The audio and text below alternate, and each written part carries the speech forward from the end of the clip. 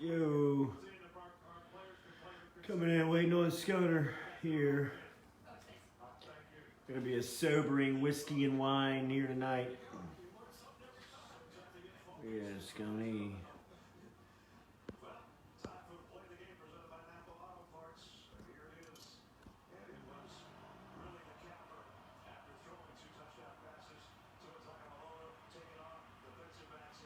Waiting on the scone man to come in.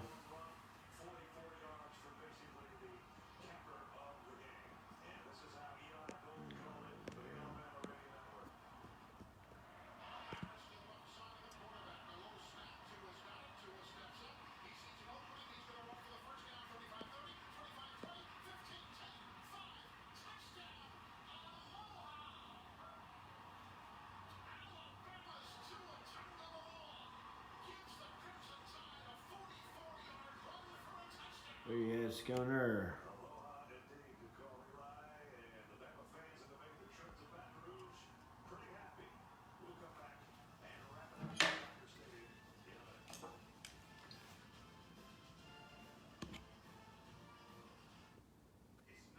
What's the deal?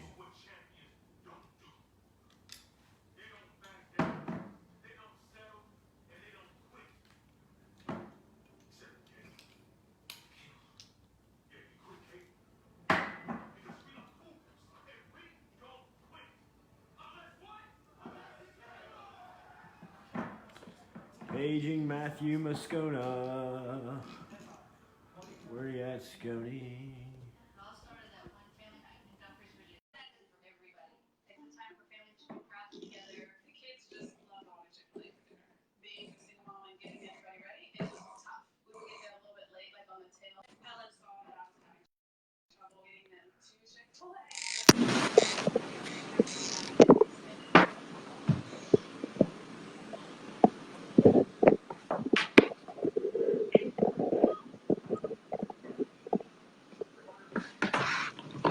Ready?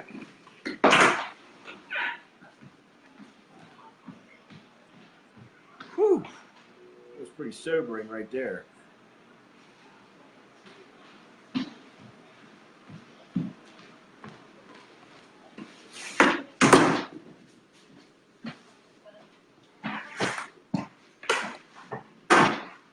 Don't forget, don't be a square, hit the like and share, follow the register bar. Make sure you give them a follow there. Oh my God, bro. Aesthetic Medicine and Anti-Aging Clinic of Louisiana, the register bar, all tied into this Facebook post.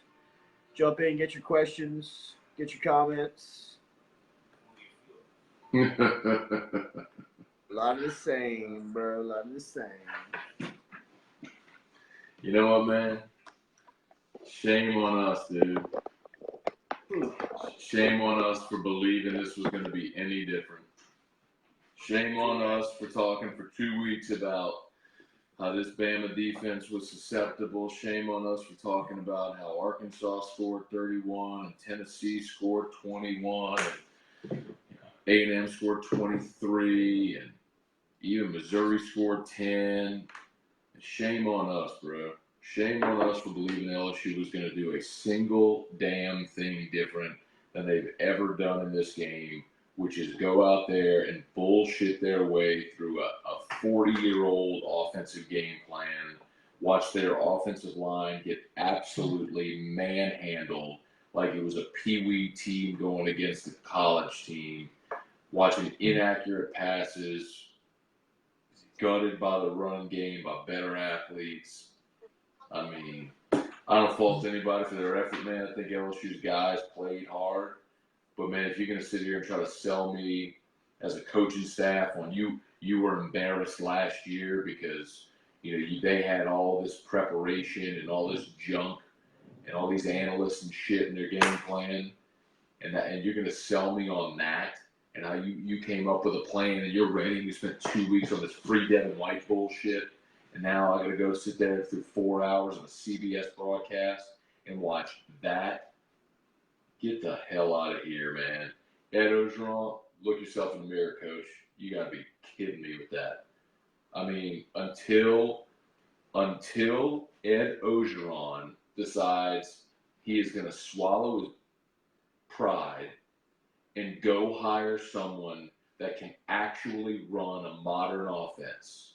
Go hire someone that's going to run, do what Bob Stoops did and saved his job when he went and hired Lincoln Riley as a 32-year-old and said, "Here, kid, run my offense at Oklahoma and make me relevant again." Until someone who's a head coach at LSU does that, you will never beat that team again. Because that same bullshit you ran tonight, you've been running for 8 straight years now, is get your head kicked in. It's rinse and repeat. I don't fault the players for their effort.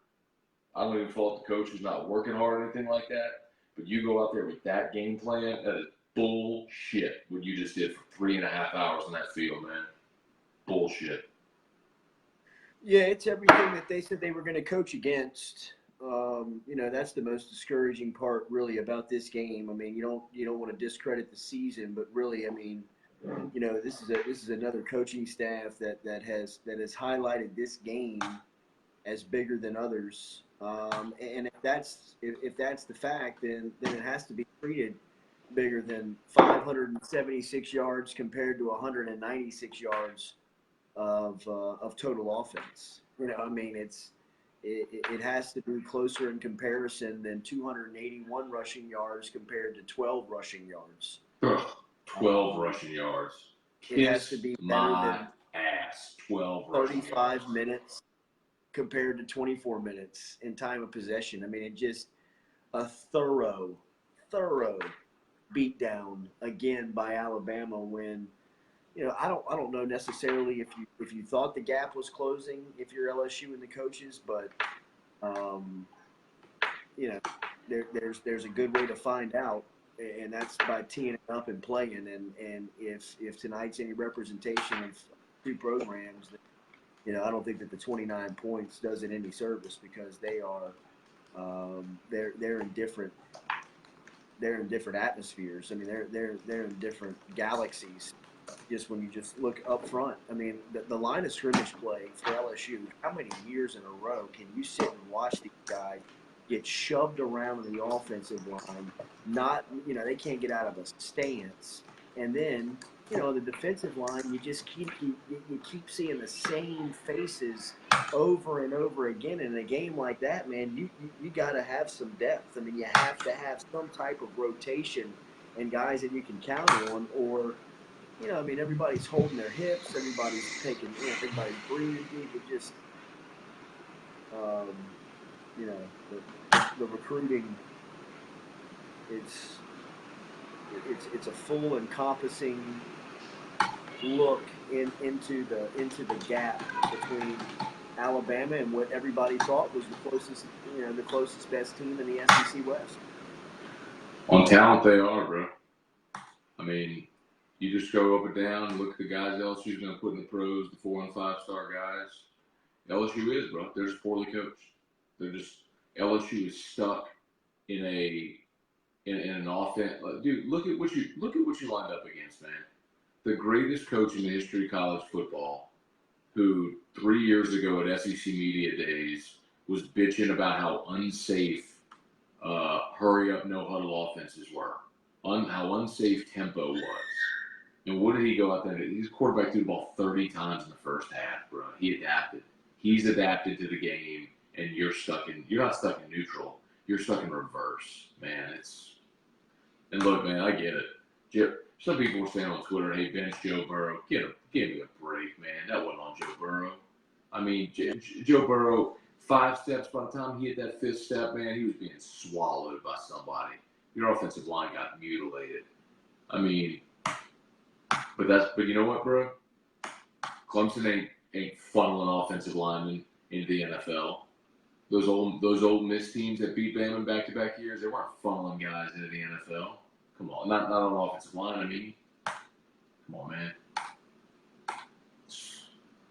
You gotta be able to execute an offense that can protect against a pass rush, which is timing, tempo, that's rhythm, bro. I watched Catholic High play on Friday nights, and they run a more modern offense. Catholic High don't have a single D1 athlete on their team, bro, and they run an offense that scores a buttload of points. Is probably going to win another championship because they got a coach that gets it. They also have a coach that gets it, bro. Oh, Chad Mahaffey. I mean, Chad Mahaffey's the same way. I mean, you know, he makes it very easy to look at what you're seeing and understand what he's trying to accomplish. You know, I mean that has been my biggest. My goodness, I mean, what's your goal? What are you trying to get done? I mean, are you just trying to stay alive? Or are you trying to score points? I mean, dude, look, we can take questions and comments and stuff. I mean, I'll run through like just functionally some of the shit in the game. Targeting with Delpit at the beginning, and that was, you know, in the moment felt enormous. Obviously, in hindsight, who cares? But a lot of people really they went at Delpit. Yeah, a lot of people asked about it. It's the same thing I saw you tweet about Dylan Moses when he hit Jefferson. The difference is, man, if you're not a defenseless receiver if you're trying to make a play to get upfield, you know, and the play that Delpit hit, who was it, Judy? Who was it that he hit? Ruggs. Ruggs, that's right. Ruggs was trying to score. Delpit was trying to keep him out of the end zone. The play with Jefferson, he was spinning out of the tackle trying to get upfield, and that's when Moses came flying. Bro, I'll tell you this, man. I was disappointed in Dylan Moses, man. He took some cheap shots tonight, man. Yeah, he played like a punk. He put not just the play where he pushed Burrow out, man, but there's a couple times he was headhunting, man. I don't like to see that. I don't know Dylan Moses from anybody, and I couldn't tell you anything about the kid. I've talked to his dad a couple times, but man, I was disappointed, man. I could get that, you know, a kid from Baton Rouge amped up to play that game. I do understand that, but man, that was he's a little dirty tonight, man. No, he was. He definitely was. He was. Todd here. We do nothing is first possession, man. First play of the game. John Battle got hurt, and Todd Harrison ended up playing the rest of the game at safety. He played well. Well. Should have got picked, man. Good for him. Yeah, he did, and he made some good open field tackles. I thought he came up and played aggressive. Yeah. But you know, I think that's a sobering reality for LSU. Kind of brings you back down to the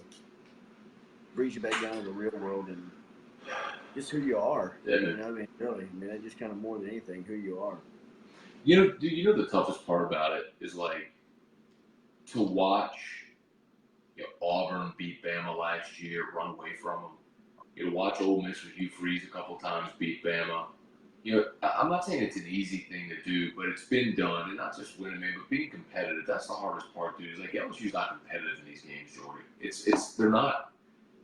Yeah, no, they're not close. No. I mean, there's no doubt. You know, you can even look at the 2016 game at 10-0. I mean, God bless, defense played their ass off, and I respect the hell out of them for it. But it wasn't close because you can't move the ball. I mean, LSU had 2 red zone trips tonight. Dude, Cole Tracy missed a field goal. I mean, it ain't your night. Chip shot. And then, you know, you're there in a red zone and you got Burrow throwing a pick. It's like, I mean, even when you're close, you can't convert. Shit, man, I don't know. I mean, dude, you think about the effect that it had on the recruits on the sideline tonight. I mean, how many people that were there? How many people that are watching both schools? Yeah. It just, man, bad night for LSU. This is usually this is 8 straight, and I mean, you know, this has been 8 straight bad nights for the LSU football program. Dude, no doubt. I mean, a couple of stats we'll run through, man. 576 yards to 196.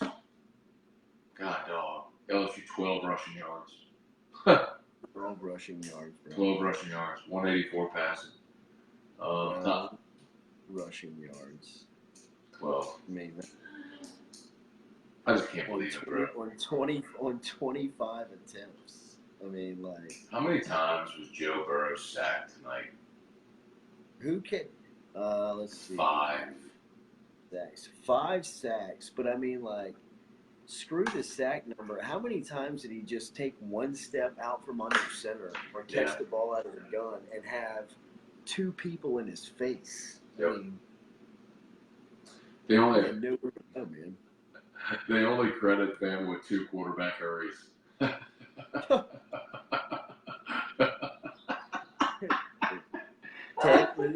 Ted keeping stats?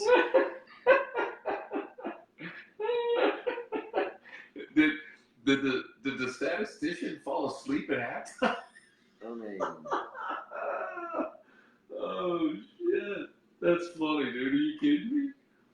Wow, they got seven pass breakups, but 2 quarterback hurries. Oh my god. 12 rushing yards and 9 punts. Let's see what the people want to talk about, bro. Let's see what everybody's saying, man. I'm curious if people. You know what my question is about this at this point? Are people just over it? Are they pissed? Are they just dismissive? Or they just learn to accept it? You know, I don't know, man. I don't know where LSU fans are going to be with this one. See, here's what Steve Williams said. I'm very disappointed at the play calling. Man, I'm with you, but it's not necessarily just the play calling, it's the offense.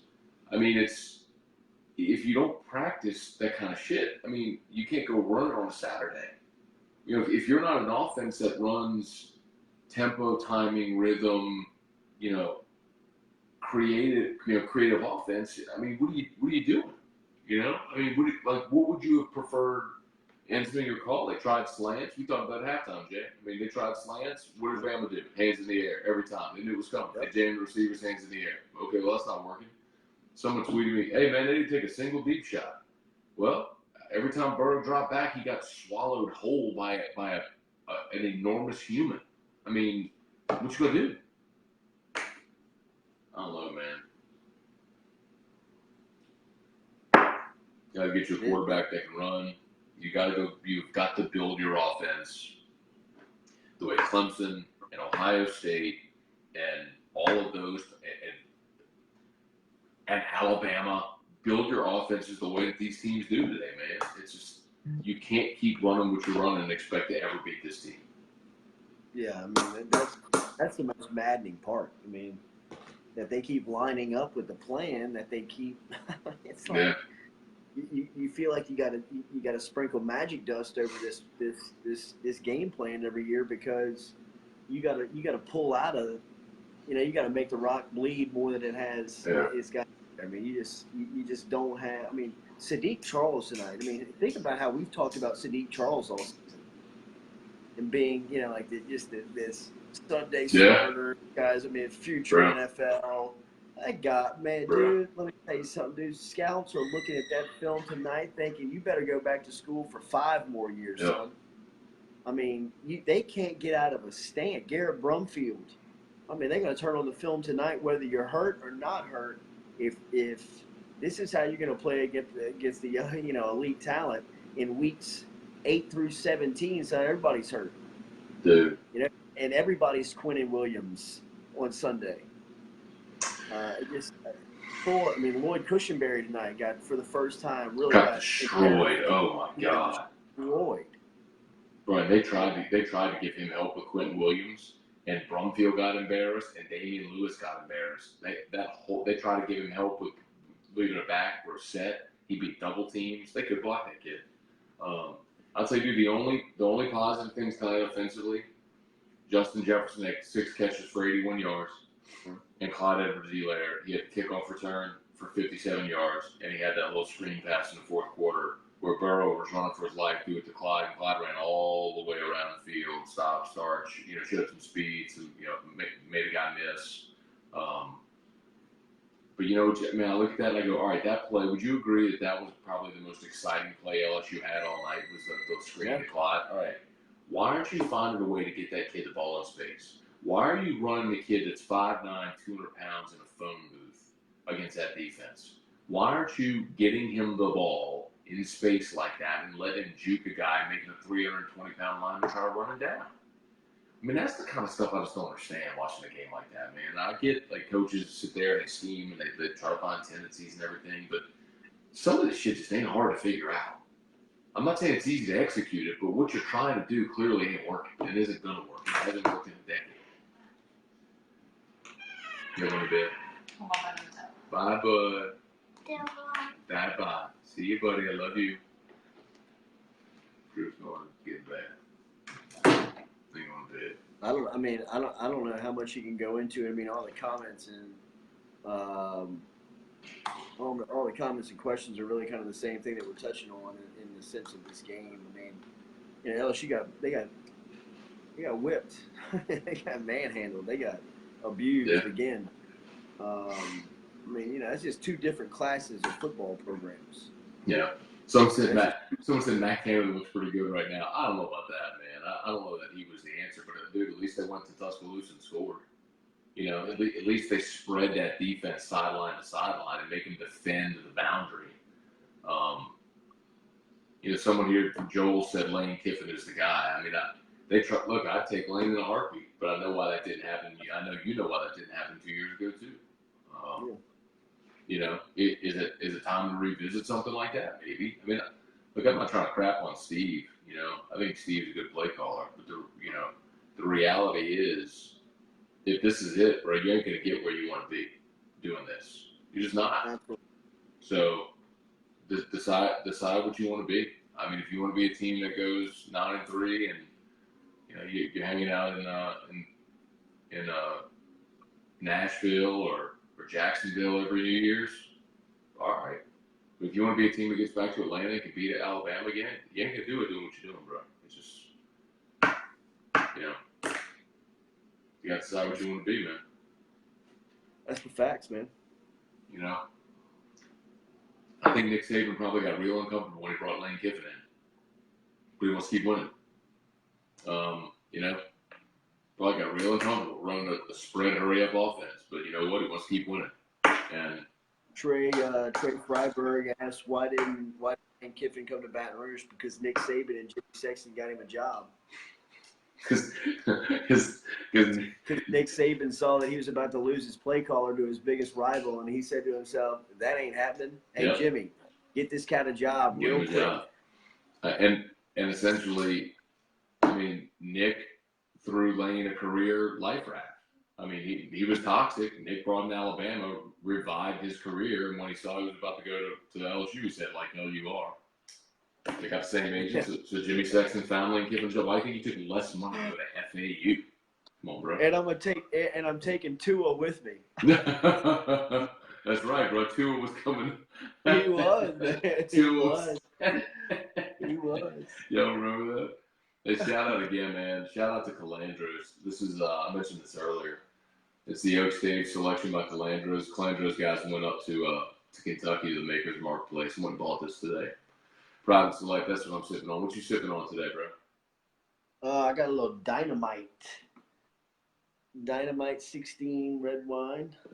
Nice. Yeah. This is available only at Calandros. It's their private selection. Y'all go check it out. Either Calandros, Perkins, or Mid-City. Oh, man. All right, you want to get some questions here? Yep. Got to break compliance and get better players on the O-line. I don't think it's about breaking compliance. I think it's about recognizing where you're weak and go get some boys. Remember, look, you got Cardell Thomas in this class. You know, that'll help. You know, I would presume that would help. Yeah. I mean, you got the center that they recruited last year. That's Cole Smith. Cole Smith, who's redshirt this year. You've got a couple other. I mean, Jason Hines looks. If you get Ed Ingram back, you know. Hopefully. You know, I mean, Sadiq. After watching, you know, last night and the Florida game, I mean, you know, he got some ways to go, but I mean, still, I mean, he's a very talented kid. Dude, somebody just posted 9 times the charm. Just watch, we coming.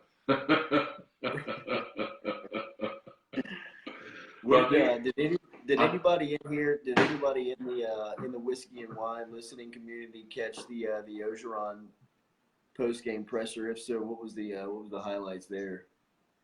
Jump inside and give us a comment. Someone said a bit ago that he was pretty candid about it. I'll give you that credit, man. He usually is, man. He's almost honest to a fault. But there ain't nothing you can say about this, man. You get shut out in your own stadium again. And you know what, bro? This is twice Steve Ensminger's plays against Alabama, and twice his offense has been shut out. I mean, you can like Steve personally. You can think he's done a good job up to this point. I think he has. But the reality of it is, man, as much as people want to bitch about hashtag free Devin White or screenshotting what they perceive to be holding calls 2 years ago, or whatever, you didn't score a point the last 2 times you played this team in your building. I mean, let that marinate for a minute. I mean, Arkansas, which is a dog poo program, put 31 up on Bama. I keep seeing all this crap. Oh, they scored against Bama's 3rd and 4th defense. Bro, the one thing about Bama you can recognize right now is they don't have depth. Quentin Williams was still out there in the 4th quarter. Yeah. I mean, all their stars are out there. I did recognize that. I did see that. Bro, I talked about this with Pete Jenkins earlier this week. They don't have depth. Like when you would see waves of guys coming through, this team don't have it. That's the difference with Bama. Their frontline guys are really good. They don't have waves of depth this year. So it ain't no 3rd or 4th team that they're scoring against, bro. I mean, Arkansas was in a 21-7 game on the 1-yard line in the 1st quarter and fumbled. I mean, they were about to put 2 touchdowns on the board in the 1st quarter against Alabama. Ole Miss scored right off the bat against Alabama in the 1st quarter. A&M scored the 1st quarter. Come on, bro. What y'all talking about?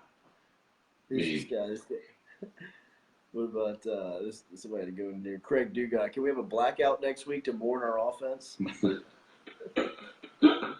Dude, I told T-Bob, bro. I said it felt like it, man. Before we were leaving pregame today, I said it feels like that Georgia game, man. When Georgia wore all black, they did the blackout against Bama. I said it feels like it today, man. Man, it sucks, dude. It does. It does. Game never plays well in Tuscaloosa either. You hate to blow a performance like that in the Baton Rouge game. Well, Jordy, I mean, the last time they won this game was in Tuscaloosa, and at least they've scored points over there for whatever reason. Like, at least, I mean, literally, like, a point. You know, I mean, they haven't scored a point the last 2 times they played in Baton Rouge. I mean, you got the home crowd and all that's great, but if you don't score, what does it matter? No. Scored a point against this team in 2 years, man. Dude. I mean, if you want to just, like, I don't know if anybody cares to talk about, like, the game itself. And if y'all would, do a solid, hit the share button. You know, that's the way we grow this. Share, just however you just tap the share button. That's a big help. Also, of course, Aesthetic Medicine and the Register Bar. We appreciate them a ton for sponsoring Whiskey and Wine all year, man. We talk, look, a couple things about the game. I mean, I keep looking back at the 1st quarter, like the 1st half. Like, is there anything that could have been done differently? You know, they score 6-0. LSU just punt. Man, in the last possession of the 1st quarter, that kind of played into the 2nd possession is where they got the PI. They took a couple deep shots. Remember, like they took that shot on the right sideline on 2nd down. And Stephon Sullivan couldn't come down with it. They went right back to it with D. Anderson. They called the PI. And it's like, all right, so they got a 1st down on PI. The next play on 1st down, they hit Jefferson over the middle for 18 yards. And you're like, all right, then they went tempo. Bro, and then that's right where they stalled out, man. They went tempo and they stalled out and punted. And it's like, man, if at any of these points you had gotten points, because the next drive after that punt, that's whenever Bama went on their drive. Divinity had the chance at the pick. He dropped it. 15-play drive. They ate up 7 minutes of the clock. They settled for a field goal. So it's 9-0. I mean, it felt like a win right there, man. Like your red zone D held them to 3, and you're staying. You know, felt at the time like, all right, you're staying in the game. Like you're keeping it within reach. You know, but at that point, it's like, all right, go get points before half. Just go get something. Man, that's when that's when Bama kicked the ball out of bounds. You had the ball to 35 to start. You moved it into Bama territory, and then you had a false start. You had the false start on the center, and then Sadiq got beat by Christian Miller. And just man. I mean, it's just like they could never sequentially put together good plays, man. When they got behind, then it was just you knew they had to throw. And I don't know, man. Like I always chart goods and bads. So like I'll chart the game, and then I'll have like a good column and a bad column. I got like the only goods I had in the first half: red zone defense, the targeting was overturned, and Todd Harris's interception. That was it. I mean, the bads. Najee Harris got a 28-yard run. Patrick Queen missed the tackle. The play where Cushenberry and Brissett both missed Quentin Williams on a double team, and he got a sack. Dude, LSU had Bama on a 3rd and 15. They got a 28-yard pass. I mean, dude. The LSU had a 3rd and 2. They gave the ball to Brissett. He got stonewalled. They punted. Divinity dropped the pick, 4th and 1. Bama got the 4th and 1 when he went Wildcat. Sadiq getting beat by Christian Miller. The Irv Smith touchdown, which was just. Bro, how about Irv Smith, man, scoring that touchdown and kicking? Yep. Who was that he kicked? Was it Delta? He kicked Fulton. Bro, what are these guys doing, man? I mean, come on. Like, there was too much of that shit tonight. I mean, y'all are good. We ain't got to be doing that shit. Cardell Thomas just tweeted. Check out this tweet. We will beat Bama all my years here. Remember this tweet. I don't care what anyone has to say. It's a bold statement. I will be ready to back it up. Good game, Alabama, but enjoy this last win against us. Forever LSU. Delete that, bro. Does he know something we don't? Saban coming back to Baton Rouge? Bro. Hey, man, I would literally take, in his 4 years, LSU beating Alabama once. Absolutely. I mean, at this point. I mean, shit on 4. Just give me one. Yeah. Dude, this is like, I just saw somebody posting there. It felt like 2002, man. 31-0 in Tiger Stadium. Just a. Yeah, that was a beatdown. I mean, that 16-0 halftime score, I mean, that felt like 100-0. Yeah. T-Bob tweeted, might as well have been 1,600. Yeah. It felt like it. Yeah. Yeah, someone posted kicking that field goal was just trying to avoid the shutout. So, I mean, I don't blame him. Wouldn't you? What a slap in the face, man. One of your best players comes in for a chip shot and sends it wide left. I know. But at that point, 22-0, you know? Yeah. You avoid the shutout, absolutely, man. You finally put together a drive, get points. 100% get points. Like, I had no problem with attempting a field goal right there. You know, man, I'll be interested in, like, for really real now. All right, so this happens. This is humbling, man. You build 2 weeks up to this, you get pimp slapped. Now you got to go to Arkansas game. It's probably going to be 11 a.m. It's going to be 11. It will. I mean, that's why they took the hold in case if LSU won the game. Of course, LSU would be number 1 in the country, and then they put them on in prime time. But I think Arkansas. Every conference game's been in 11. Every home game this year for Arkansas. Is that right? Every home game has been 11 a.m. Okay. So they're. I mean, it's going to be 11 a.m. now. So you're going to go up to Fayetteville on a cold day at 11 a.m., take on a poo team. You know what this feels like? We're like 2014. When they went up there, they missed the field goal on the first possession. Yeah. And then I think Leonard had like 3 carries or something. Yep. And there wasn't 3. I think it was like 8 or 9. But remember, they had started to ride him. They rode him against Florida. He was starting to come out. Right. Dude, we talked about that a bunch, man. I remember you and I talking about it. I think this is your guy. You gave everything to get this guy. You give the ball, 5 times, whatever it was. Yep, you're right. Yeah, bro, I'm sorry. So what do you think, man? What do you think about next week? I think the same thing. I think this is a tougher coaching week than the last 2 weeks have been. The only thing that gives me security is that Ogeron really understands. If you remember in the interim, he came back after that 2016 game against Alabama, that 10-0 game, and just beat the hell out of Arkansas. Hey, bro, that was Darius Geis, bro. Darius Geis ran for 285 that day. Right, and shit, Leonard had a big night that night as well. Mm-hmm.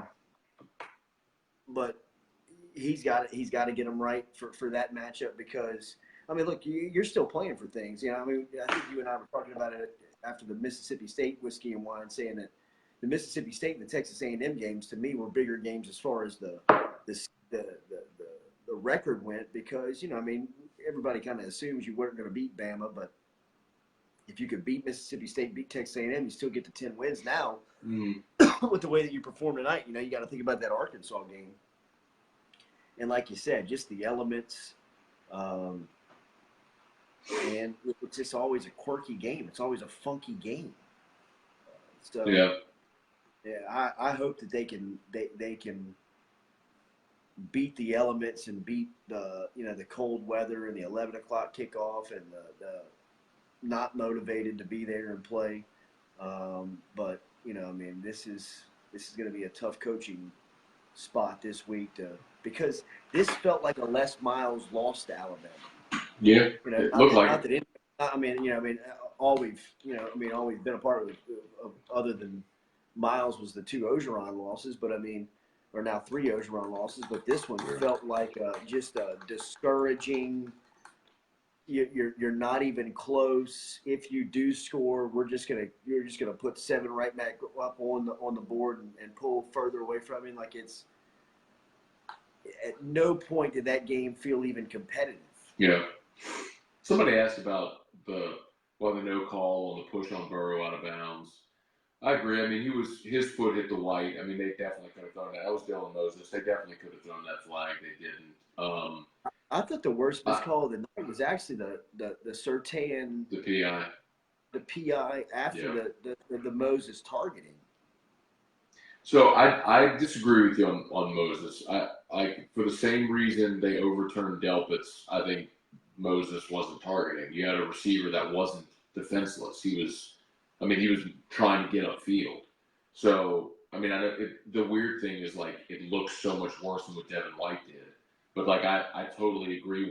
Understand why they overturned the Delpit one, but it's the same reason why the Dylan Moses one wasn't. Like if the receiver is trying to get upfield, he's not defenseless. But for the most part, I think, and I agree with you on the Surtain play, and that sucks, man, because that was a shot where the ball hit Jefferson right in the face and like right in the chest, you know. But for the most part, man, refs let him play, dude. There was LSU only got flagged. LSU only got flagged 3 times, and 2 of them were procedure penalties. So actually, it might have all been procedure penalties. I don't know if they had any subjective call against him that night.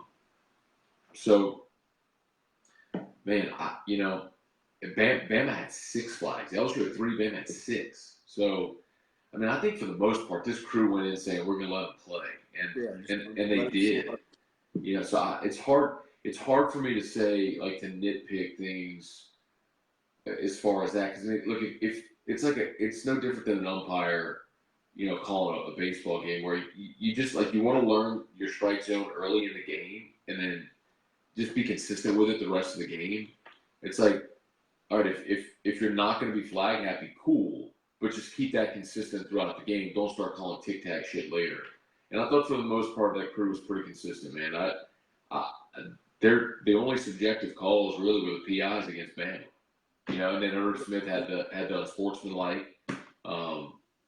So, you know, they overturned the targeting on Delpit, which I think is the right call. Bro, could you imagine if they'd have thrown Delpit? Oh God. Well, hey, bro, if they had tossed Delpit, the first half score probably isn't any different. And LSU still gets their ass beat. So I mean. But yeah, I mean, I'm sitting there, bro. I'm looking at that. No Delpit, no Devin. Dude, you know what's so stupid though? Like before Mississippi State, I literally cannot remember one time that any fan got up in my Twitter mentions on a play, like during a game about targeting. Like, oh, targeting, you know, and people say, where's the flag for like pass interference or holding your shit? Like, nobody has ever been in my mentions about targeting, ever. Now it's like every time there's a collision, where's the targeting? I'm like, wait. You spent the last 2 weeks telling people targeting's a bad call and they need to stop doing it. I'm like, now you want targeting? What are you talking about, man? Like, he's defenseless. Where's the target? He led with the crown of his helmet. Like, nobody knows what they're looking for anymore anyway, man. Whatever. Oh God. Dude, what about the Tigers just said if Aranda leaves? Dude. Aranda's kind of the reason you were in the game, bro. Oh No. gosh. I mean, that was how many times have we talked about Aranda last 2 weeks? Dude. I mean, yeesh. You know what though? I mean, we've talked about this a couple of times.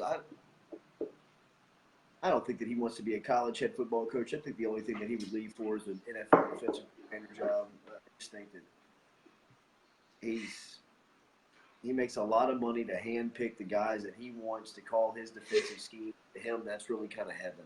You know what I mean? Yeah. Like, he's just a football junkie who understands that side of the ball as good as anybody. He likes to put guys in the spots to make plays. He can do that at LSU by the caliber of athlete he recruits. He's able to handpick them. You know, I think the only thing that LSU would have to worry about, other than, you know, somebody like Jimbo coming in here and just throwing windfalls of cash at him, which LSU was able to beat, would be a prestigious, you know, the Green Bay Packer defensive coordinator job when Dom Capers stepped down. I think he was interested in. You know, I think he was. So that would be the only concern I have really around that. I mean, I don't think that he wants to be a head football coach. I don't think that he has that personality. I don't think he has the interest of. I mean, if he can make $2.5 million running the defense, that's a win. You know, and his family wants to be here, bro. That is the primary reason why he's not in College Station right now. That's true. LSU offered him more money, or about comparable money. But bro, he's like, I mean, they got a young family, young kids, and his wife was sick of moving. They didn't want to pack up and leave again. They like Baton Rouge, so that's a plus, man. And you're right about the money, dude. There's only like 40 or 45 or so coaches in the FBS that make more than Dave Aranda, head coaches. So it's like LSU's outpriced so many of the group of 5 schools. So it would have to be a situation where you're just aching to be a head coach that you'll take less money. And it goes back to the Lane Kiffin example. I mean, Lane Kiffin took a $600,000 pay cut. Right. But don't think your boy didn't clean that up for him somewhere in some Boca Raton, Miami, deep South, deep pocket guy that Saban was still alive with. I mean, that cash was made up somehow. You think so, huh? Saban, man. That Saban did. That Saban is a gangster. You can see it in his face tonight. He loved every second of it. How about I watched the post-game interview on the field. He's like, well, a lot of people talking about our schedule, so we felt like we had someone improving this shit, right? Bro, he played that up all week. You know he played it up to his guys. Like, here's your chance, man. Going to Baton Rouge and pace LSU 29-0. At least their points per game average come down a little bit. I was kidding, bro. No, I got you. Let's see. Brian said, how ugly would it have gotten if Delpit had gotten ejected? I don't know about if it had gotten more uglier on the field or in the stands. I mean, if they'd have thrown Delpit out, that place would have been a mutiny. Yeah, they probably knew it. I mean, somebody said. Yeah, go ahead. What about Ogeron on that point? Yeah. Like in between the. I mean, he was like a fan, like pleading, like. Bro, it was a touchdown scoring play. Exactly. And Ogeron, after they announced that, he's like fist pumping up, like he just gave up a touchdown in a game where you're not going to score a point. Like on that play, you lost the game. It was like on that moment. Think about it in hindsight. Like the game was over. That was the game-winning touchdown in the first quarter. Oh shit, man. Tony Giacchetti writes in, Matt and Jordy, so LSU has 6 passing touchdowns all season long. What in the world is that? Most teams have 6 passing touchdowns in a game. We're stuck in the Stone Ages of offensive play calling. Bro, I'm watching Oklahoma and Texas Tech, 91 points in this game. Yeah. I told T-Bob, bro, I said, hey, over under 78. I said, take the over. neither one of the teams is going to play look at defense in this game and take the over. Oh, man. 91 points. Bro, and they're at the goal line, bro. Texas Tech is at the goal line. Texas at the goal line. Shit, dude. Someone said, what about Hugh Freeze as offensive coordinator? I mean, it sounds awesome, but him and Ogeron don't get along. I mean, like we've seen this story before. I mean, him in Canada. I think that's a one-sided thing there. I think Freeze doesn't mind Ogeron. No, that's true. It's the other way around. Ain't gonna hire you. And what's the thing? Like they had some recruiting spat too with some kid. Do you know that story? I think they had a recruiting spat, and I think Ogeron hired him. Yeah. Ole Miss.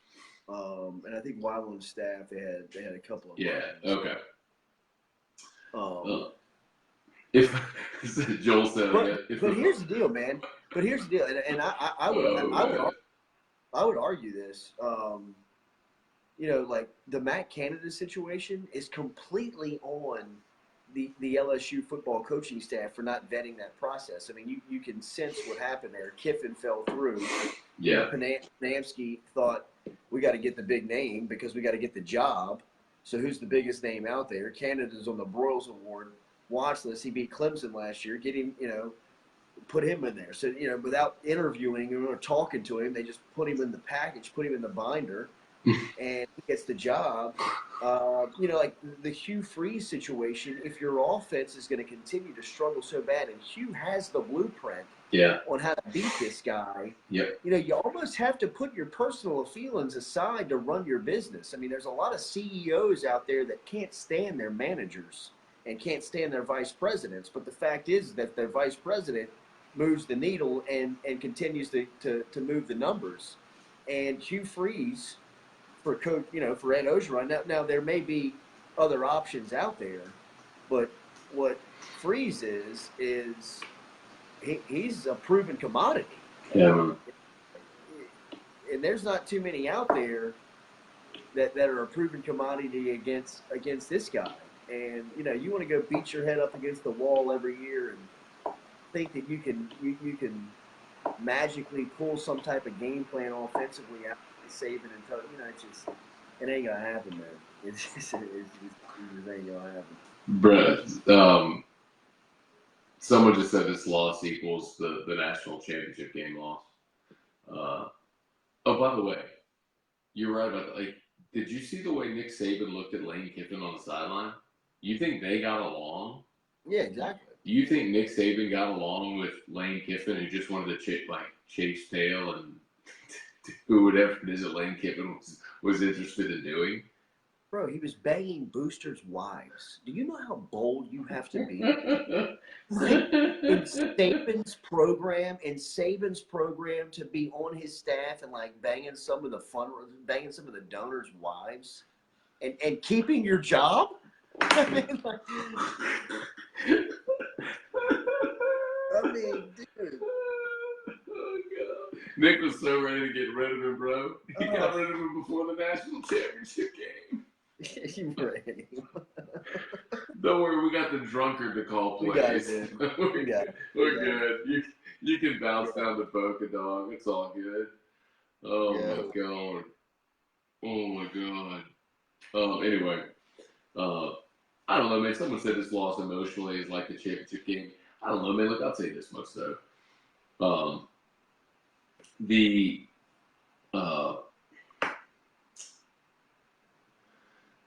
Look, man, this team, Ogeron, the staff, they were the toast of the town at 6:59 today.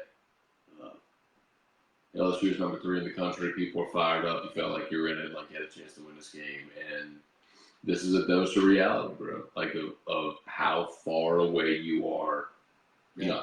And one of the things I mentioned this week is this felt like 2015, where LSU was running roughshod over people. Fournette was, they had his name engraved on the Heisman already. They went to Tuscaloosa, got him slapped, and it fell apart in November. I don't know if that happens with this team, but that was very much a reality check to realize, no, you ain't a championship contender.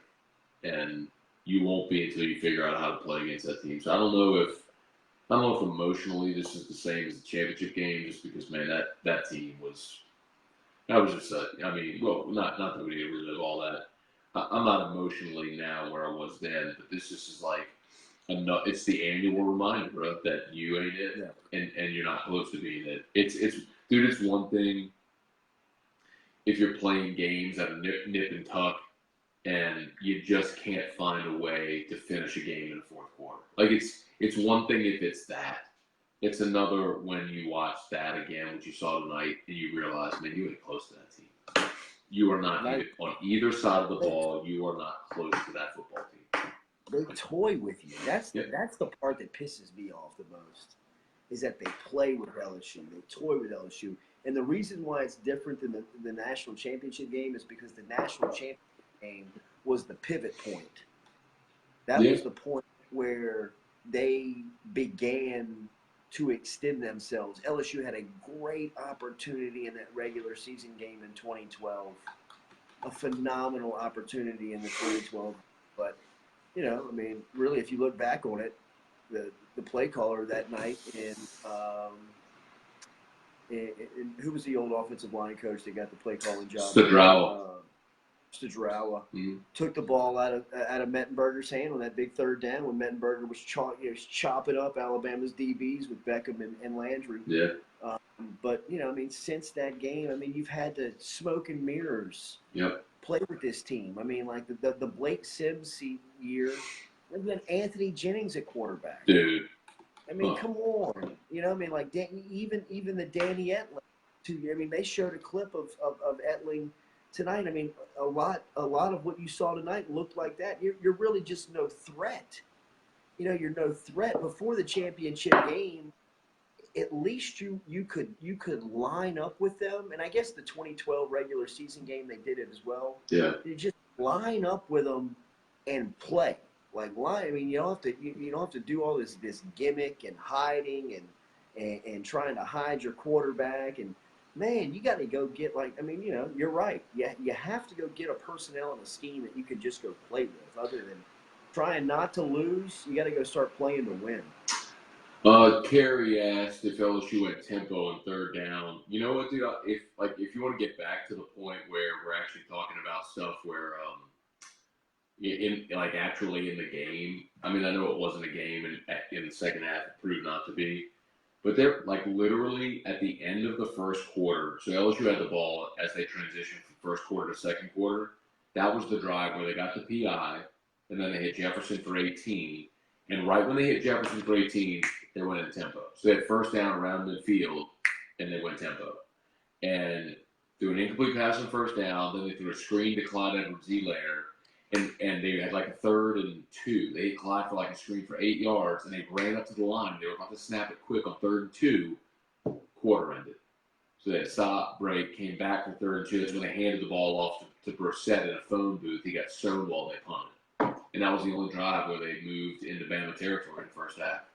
So that was one of those kind of tough luck things, man, where they were going tempo to kind of have Bama on their heels, and then the quarter ended. And no gain on the first play on 3rd and 2, and then they punted. So would it have made a difference? Maybe not. But I mean, if you get another first down, at worst you're getting a field goal there, and it's 6-3.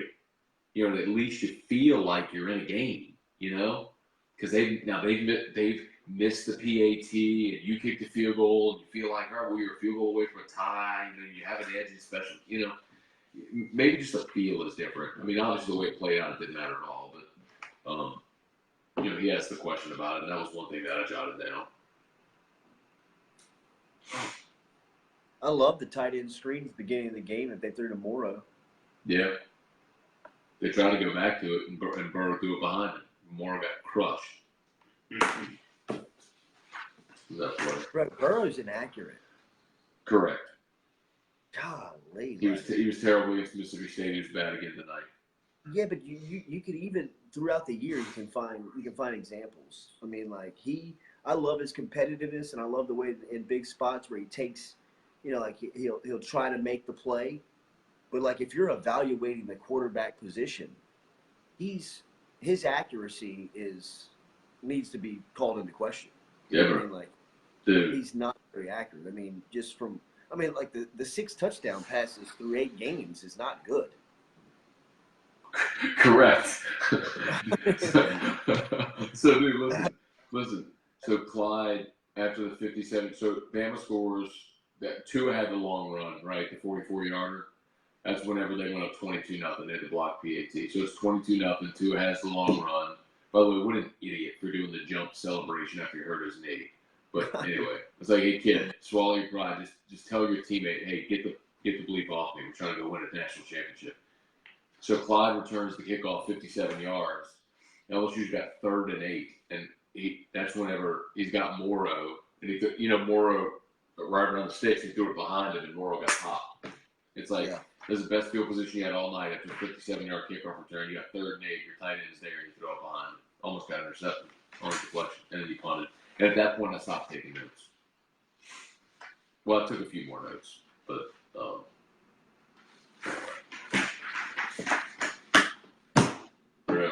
aesthetic medicine, by the way. Christmas in November. This Thursday. Fired up for it. Biggest single-day sale at Aesthetic Medicine every year, and they're combining the grand opening of the new facility and Christmas in November. So it's this Thursday, 10 until 2.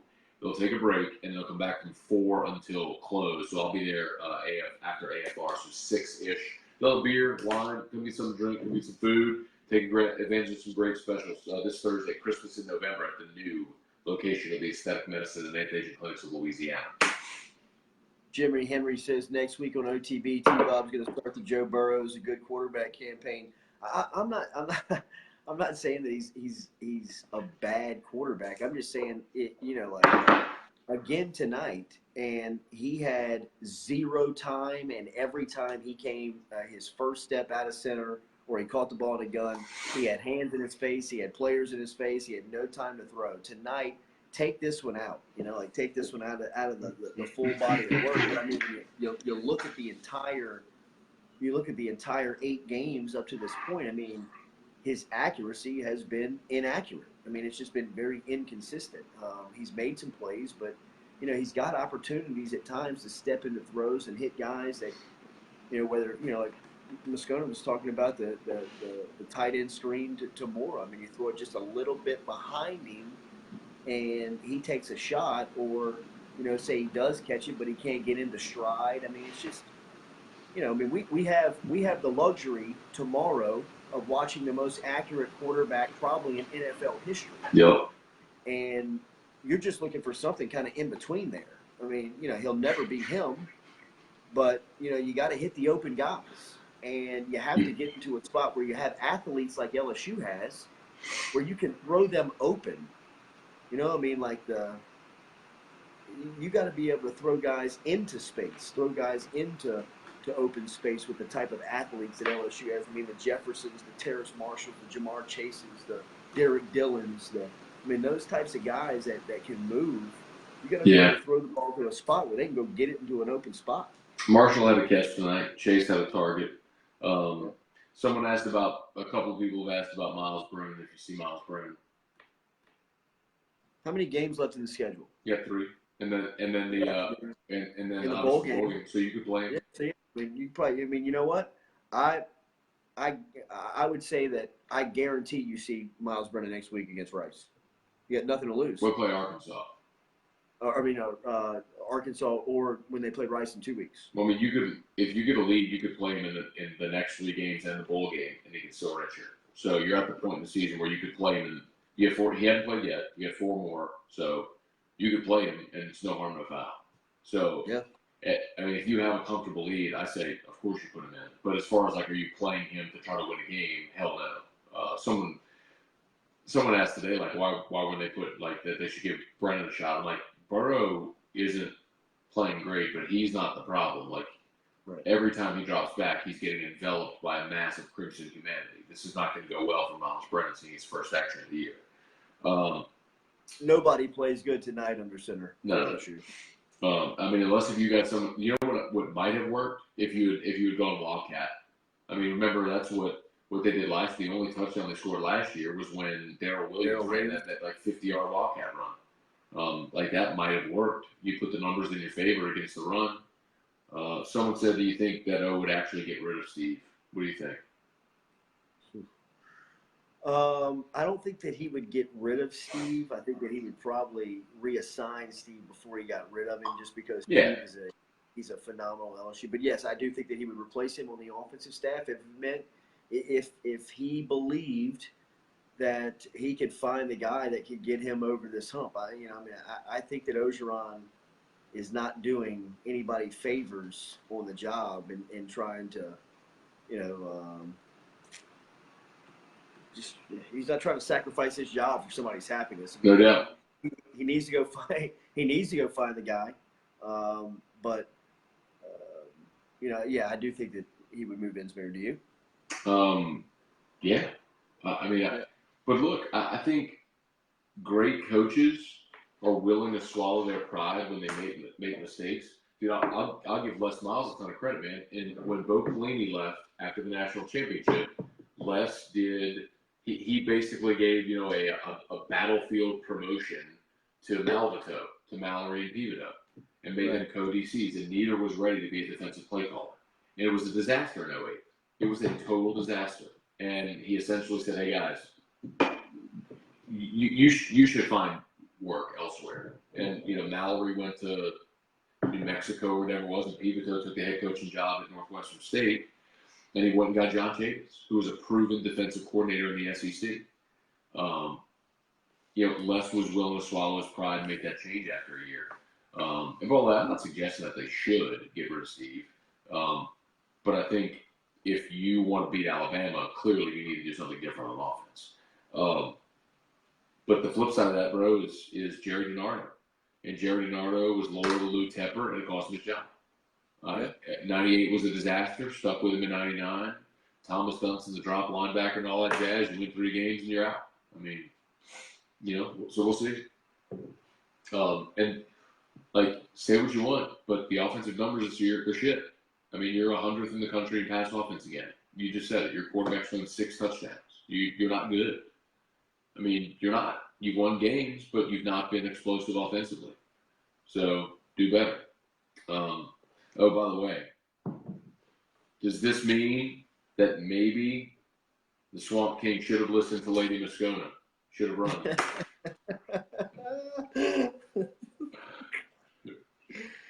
Shut up, witch. Hey, bro. Apparently she was wise, man. The Swamp King got slain in hand-to-hand combat. Should have just listened to Lady Moscona. What about Mike Gold wearing the T-shirt on that? That's the stupidest thing in the world. It is so dumb. It's like, but I don't get the whole Lord of the Rings. What is it? The show that he does. It's fuck.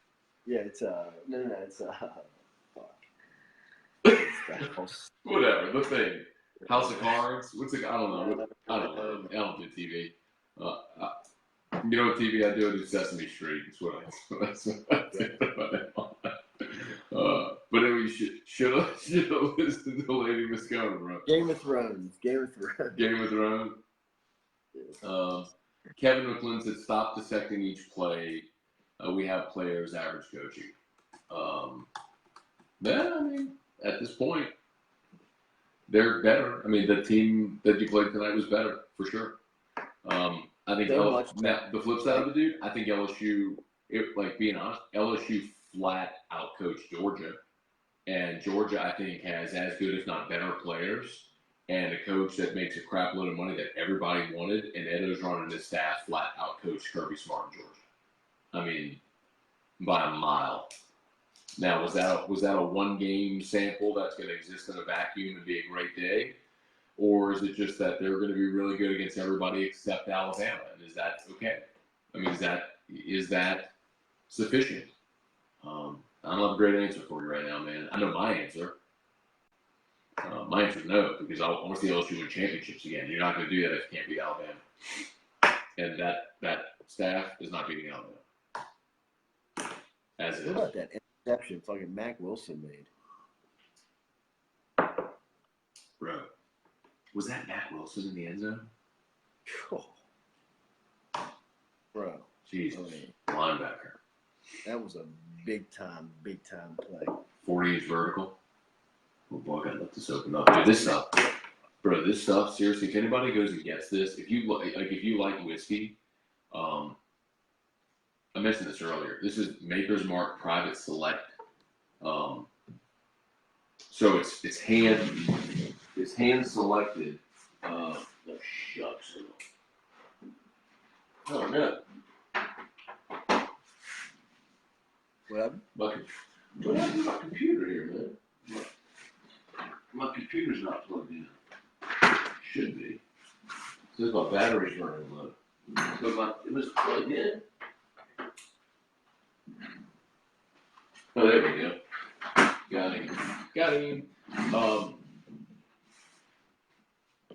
Anyway, so this is phenomenal, man. So they go get these hand-selected barrels and they finish it with oak staves, and so they get to choose what staves they want. So it's like, this is baked American puree, 5 baked American puree, 3 roasted French mocha, and 2 toasted French spikes. So they finish it for 9 weeks with these staves. Anyway, so it's 110 proof. If you pour this, it's hot. So if you go buy this at Calandra, so you can only get it at Calandra's. I mean, it's their hand-selected barrel, and you see the label on it and everything. But if you're into whiskey and you go buy this, like, pour it, let it sit for about 10 minutes. Like, let it open up. I mean, you will absolutely notice a difference if you just pour it out of the bottle and take a sip, or if you just let it sit and open up for about 10 minutes. I mean, it's distinct. I mean, it's flavorful though, man. Anyway, sorry, that's my weird whiskey. Yeah. My weird whiskey guy thing. What else are people saying, dude? That Saban won't retire. This guy says, is it a different game if it's 9-0 at half instead of 16? No, because you still got shut out. You didn't score a point. Like, you did not score a point. No points. I mean, you can't win if you don't score a point. It's literally impossible. I'll ask you, watching the game, did you ever feel that LSU's offense was a threat? Whether it was 9-0, 16-0, 29-0, I mean, like, at what point did you ever feel that LSU was threatening Alabama and could do that consistently? At one point in the second quarter, I tweeted that LSU had 67 yards of offense. I was like, this is embarrassing. I mean, no, at no point at all did I feel like LSU was in this ballgame. I was pretty fired up when LSU forced a punt on the opening possession. Yep. So Bama, obviously had scored a touchdown in every opening possession of the season. LSU forced a punt, but then LSU got the ball. I mean, they got a first down. They had a 2nd and 11 through a pass over the middle of Jefferson, converted. But then they punted. No, I'm sorry. Hang on. I'm sorry.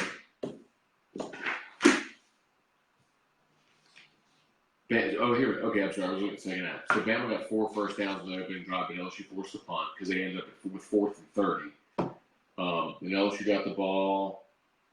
Oh, they got a first down, then they had 3rd and 13. That's when Burrow threw the ball. It was almost picked. Should have been picked. Then they punted, and then Bama scored. And so at that point, no, I never thought they had a chance again to actually move the ball. Yeah, no. They can't. And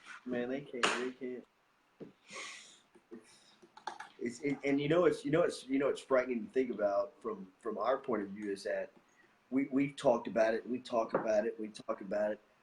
How much mentally the gap is widening for the kids in the locker room. I mean, you play this thing 8 times in a row. You start thinking about it. Like the head coach talks about it being a big game. It's a bigger game than the other ones on the schedule. He says that he tells those guys about it. Well, I mean, that's fine. Okay, well, now what do you do Monday morning on Tell the Truth Monday? Yeah. When when you've come out and you've said that last Saturday's bigger than others. Yeah, it's the game. And now it's 29-0, and you're not really competitive. And now you got to go play in 30-degree weather at an 11 o'clock start against a team that you're really never motivated to play. Never. The thing I'll say though is that Ed has done a good job getting his team to bounce back from losses. So Yep. he's never lost back to back.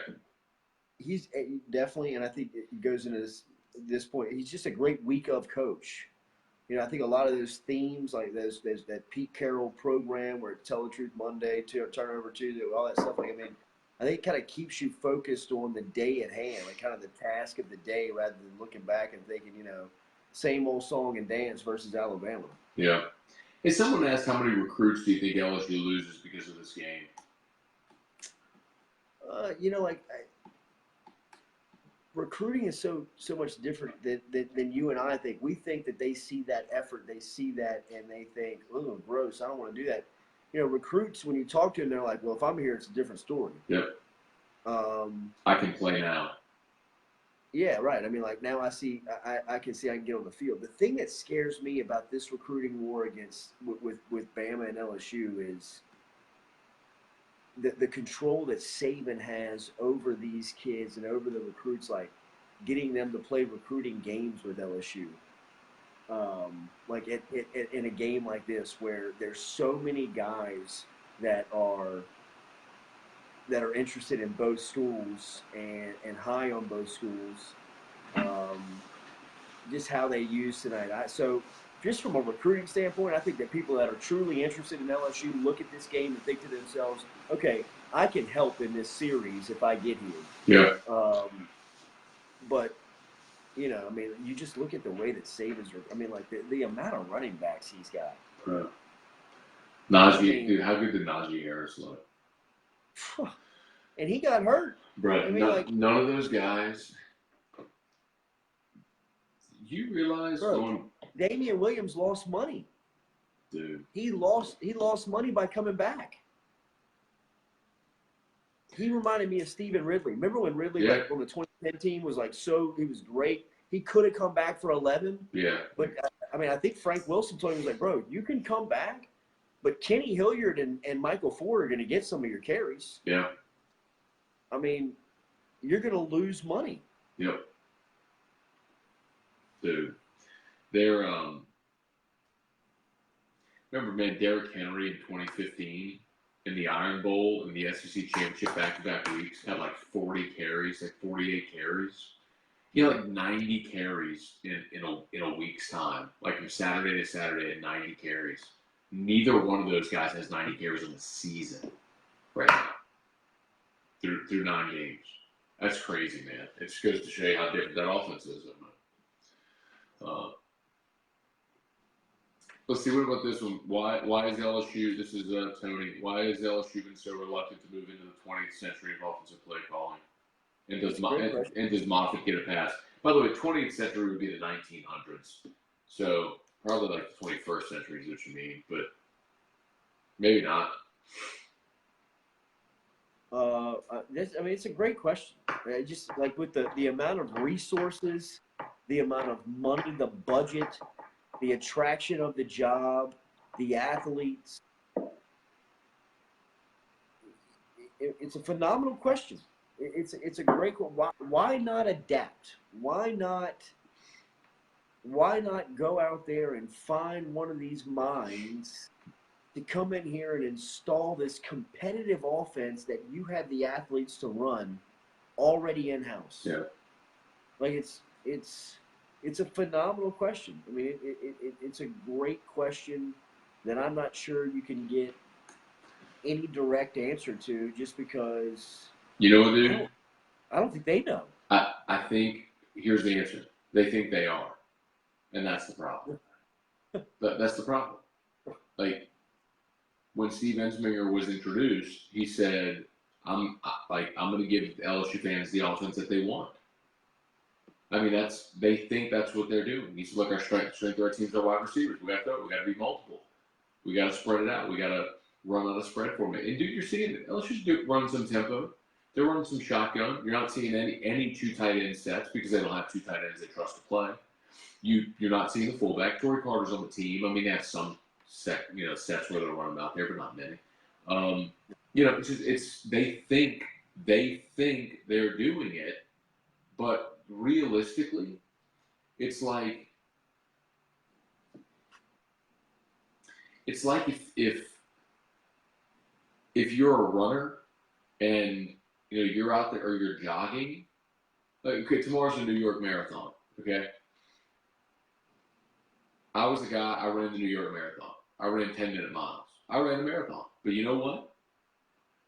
There were Kenyans out there running 5-minute miles, right? We both ran the same race, but one looks very different than the other.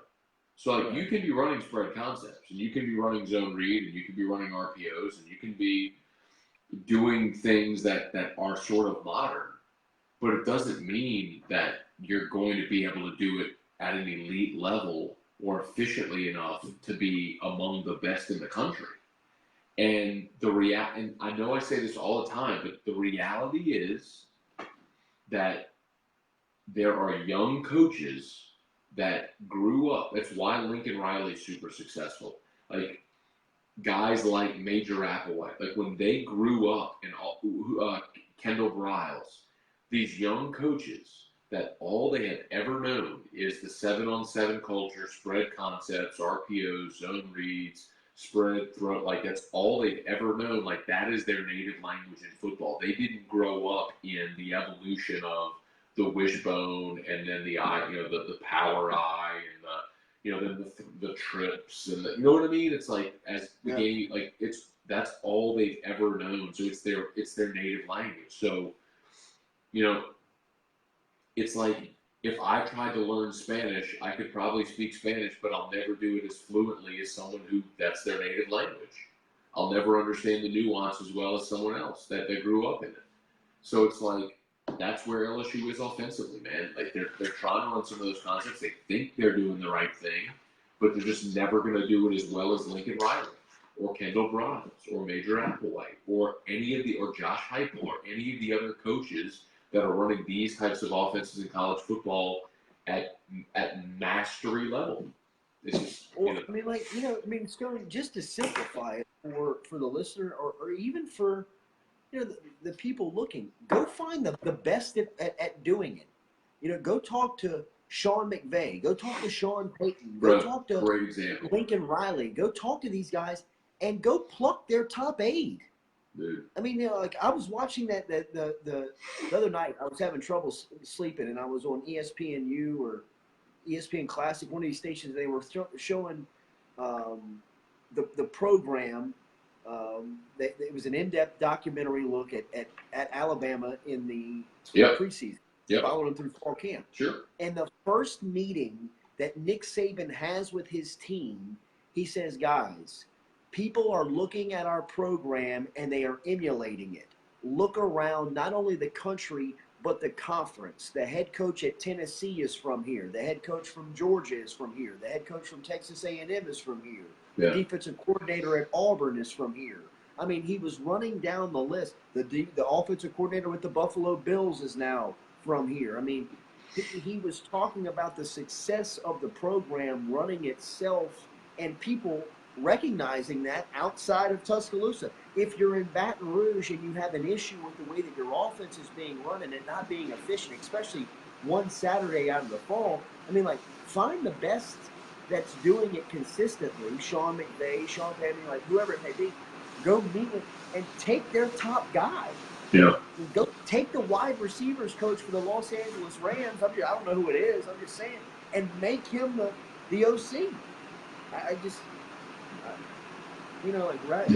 In-house and LSU guy, and I know everybody comes to me, or you said he talks like us. No, I mean, I didn't mean it like that, but your offense is inefficient. Your offense is inconsistent. Your offense cannot find a rate where it can execute. Go find somebody that does that well and bring them in. You got the money. One thing that football coaches aren't going to turn down, they can tell you, I'm a West Coast guy. I'm an East Coast guy. I'm an SEC guy. Well, we'll pay you $2 million to run the offense in Baton Rouge. You know what? Cool. I was a West Coast guy. It's so true, dude. But the McVay example's a great one, man. How old's McVay? 33?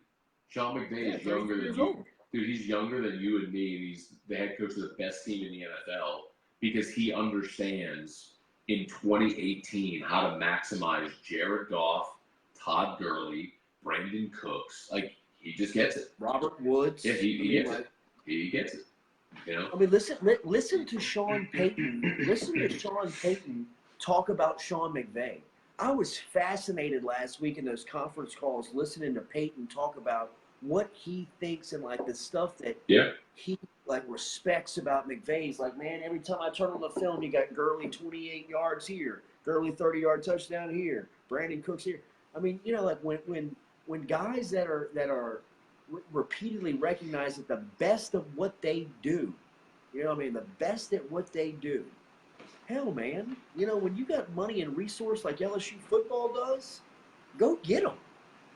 Go get them. Yeah. So you think it will? No. So this is concern, right? So Tony says during his press conference, he said he doesn't feel it was scheme, but we got overpowered. He said he didn't feel like it was what? He did not feel it was scheme, but rather we got overpowered, like line of scrimmage. I mean, you know what? Like,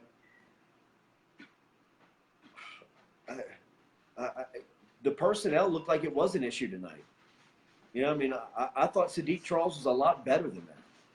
You know, I thought some of those guys that they recruited on the front four defensively were a lot better than that. I mean, they had gaping holes on that front. So maybe the personnel was more of an issue than we're talking about. But if you look at that and don't think that, you know, there's not a scheme problem or there's not a plan problem from an offensive standpoint, then, you know, I mean, the issue's bigger than being able to run a slant or a screen. You know what, dude? I understand your point, and I don't disagree, but I refuse to believe that a school like Arkansas or Tennessee or Missouri or any of these other schools are that vastly better than LSU with personnel, where they can find a way to score and you can't. Like, and I've read some of these comments about how, well, yeah, it was late in the game and Alabama plays their best game against LSU. That's great. LSU should be playing its best game against Alabama. And this is now, over the last 3 games, you scored 10 points. The only touchdown you scored was a wildcat touchdown by your running back last year in Tuscaloosa. The last 2 games in Baton Rouge, you got shut out. I mean, brother, I don't, it's not, you have enough personnel to where you shouldn't be so horribly overwhelmed the way you are. I mean, all the recruiting rankings can't, I mean, bro, go back, okay, here you go. Go back to 2016. You had Leonard Fournette and Darius Geis and Malachi Dupree and Traven Durrell and DJ Shark, who's your number 3 wide receiver on that team. You had Ethan Posick, Will Clapp, Toby Weathersby. What are we talking about here? Like, you're going to tell me that group can't scheme 1 point? Like, that personnel grouping is so deficient that you can't score a point against them? I don't buy it, bro. There's enough talent. That's insulting, man, to those guys. You got guys littered on the NFL field on Sundays that have played against Bama that have been unable to score a point. And if you're going to tell me that it's just because of personnel, that's short-sighted. It's just wrong. It's just incorrect. I hear that. I mean, like, you know, when you start bringing in the examples of Tennessee and Arkansas, I mean, shit, didn't the Cajuns score against Alabama? Arkansas State did.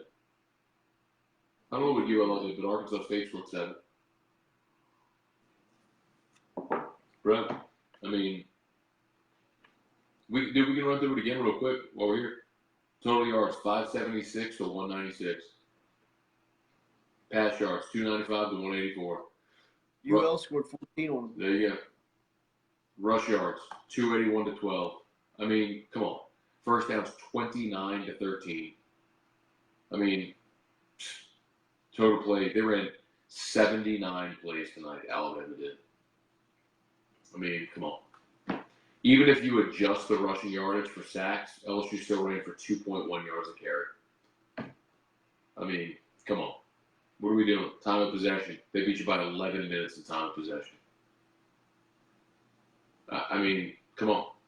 This is the U-High effect, bro, that I tell you about.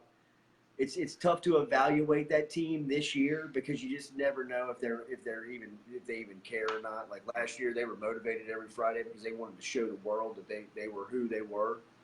But when they get dialed in, like when they get zoned in this year, yeah, I mean, they'll demoralize you. Yeah, They'll I mean, I've seen them.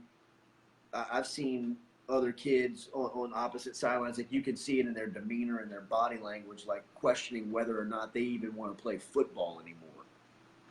That's the type of feel that Alabama had tonight with them. I mean, like when they're juiced up, when they're primed up, when they're locked in, when they're motivated, they got, what was it, 12 yards of rushing? 12. 12 yards, bro. 12. But you know what, Jordy? When that team plays Clemson's going to score against them. And it'll be a big setting. It'll be a playoff game and whatever, and Clemson will be dialed into. But they will score. Anyway. All right, bro, let's wrap this thing up. But you got any closing shots? Man, shout out to Aesthetic Medicine and Register Bar, man. Appreciate them so much. I hope y'all understand, man. Like the reason we're able to do this is because they step up and say, hey, we like what y'all do and we want to sponsor it. So we ask y'all to click on their links that's linked in this post and like their page. That's just a huge help. Aesthetic Medicine, they got their Christmas in November event coming up on Thursday. A new location will be open on Monday. I'm fired. It's beautiful, man. They bought a building on Bluebonnet. Just down from where they were near Perkins. Gutted it, renovated it. It's gorgeous. It opens on Monday. Christmas in November is Thursday. Wine, beer, heavy hors d'oeuvres. It'll be a great day and the biggest single day of sales and specials all year. So make plans at some point Thursday to get by Aesthetic Medicine on Bluebonnet. I'll be there after the show on Thursday. So we appreciate that. I know you gotta appreciate Register Bar too. All of the upcoming acts up at the Register Bar is on their Facebook site. As we always remind you, give them a like, give them a follow right here on this post. Old Brew House, same spot. A little bit of an upgrade inside, but really the same feel over there. Check out the Register Bar. All right, bro. Pull the Saints through tomorrow, man. Dude, that'll be the best part of the weekend, man. Yeah, hopefully so. All right, dude. We'll see you. All right. See you. Later.